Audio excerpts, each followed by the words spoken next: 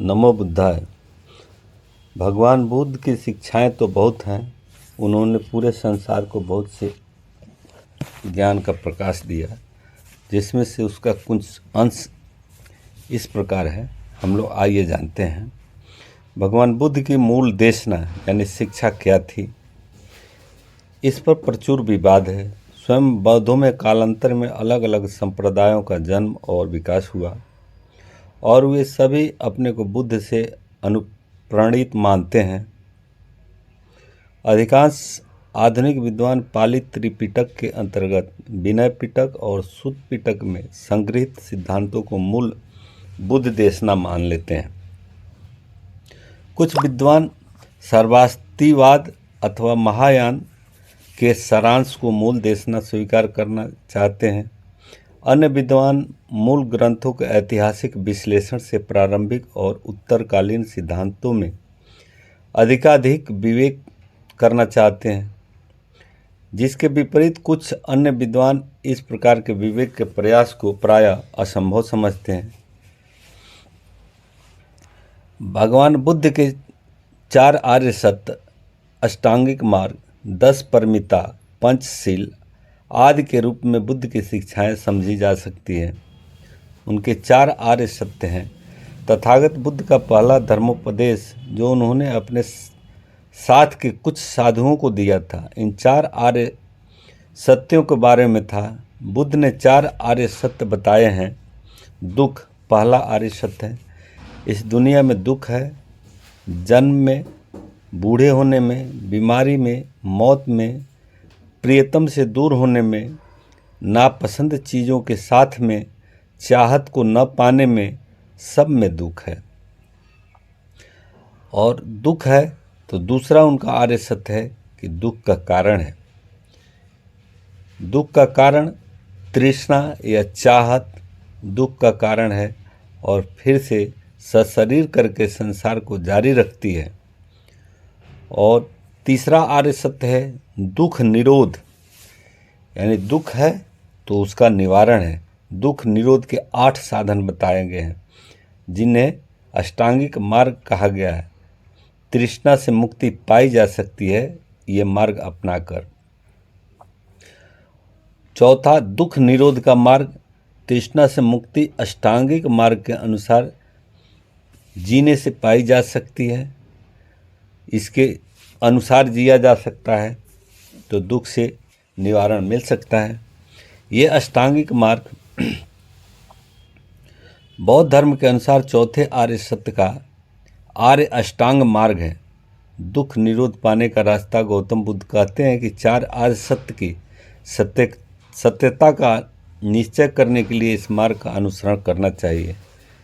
पहला, सम्यक दृष्टि, वस्तुओं के यथार्थ स्वरूप को जानना ही सम्यक दृष्टि है। दूसरा, सम्यक संकल्प, आसक्ति, द्वेष तथा हिंसा से मुक्त विचार रखना ही सम्यक संकल्प है। तीसरा, सम्यक वाक, सदा सत्य तथा मृदु वाणी का प्रयोग करना ही सम्यक वाक है। चौथा, सम्यक कर्मात्, इसका आशय अच्छे कर्मों में संलग्न होने से तथा बुरे कर्मों से परित्याग करने से है। पांचवा, सम्यक आजीव, विशुद्ध रूप से सदाचारण से जीवन यापन करना ही सम्यक आजीव है।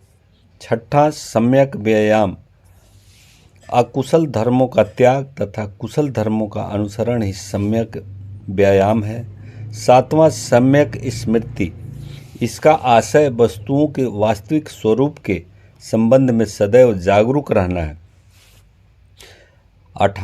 अष्टांगिक मार्ग का 8वां है सम्यक समाधि, चित्त की समुचित एकाग्रता ही सम्यक समाधि है। कुछ लोग आर्य अष्टांग मार्ग को पथ की तरह मानते हैं, जिनमें आगे बढ़ने के लिए पिछले के स्तर को पाना आवश्यक है, और लोगों को लगता है कि इस मार्ग के स्तर पर सब साथ साथ पाए जाते हैं। मार्ग को 3 हिस्सों में वर्गीकृत किया जाता है: प्रज्ञा, शील और समाधि। भगवान बुद्ध ने अपने अनुयायियों को 5 शीलों का पालन करने की शिक्षा दी है। पहला, अहिंसा, जिसको पाली भाषा में पाणातिपाता बेरमणि शिक्षा पदम समादियामि, मैं प्राणी हिंसा से विरत रहने की शिक्षा ग्रहण करता हूँ।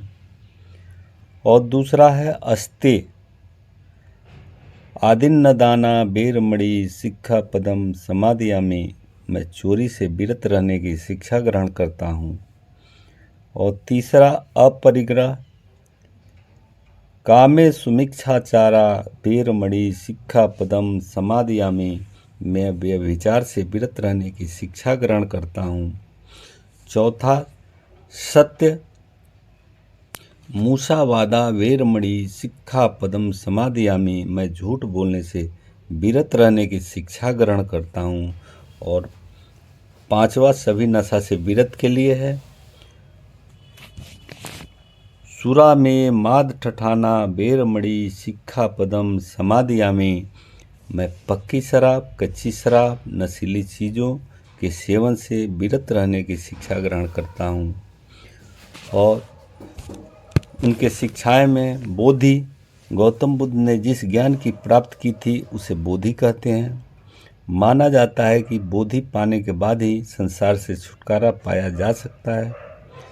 सारी परमिताओं की निष्पत्ति, चार आर्य सत्यों की पूरी समझ और कर्म के निरोध से ही बोधि पाई जा सकती है।